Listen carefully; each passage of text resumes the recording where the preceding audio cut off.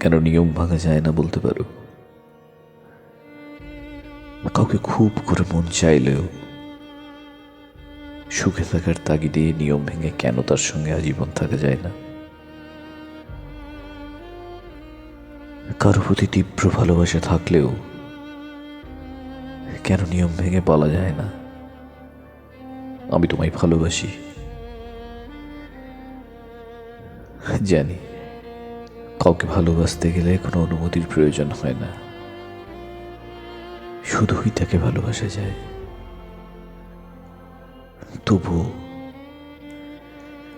কেন কিছু নিষ্ঠুর নিয়মের তিক্ত দায়ভারে অনেক জীবন ভেঙে চুরমার হয়ে যায়? কেন?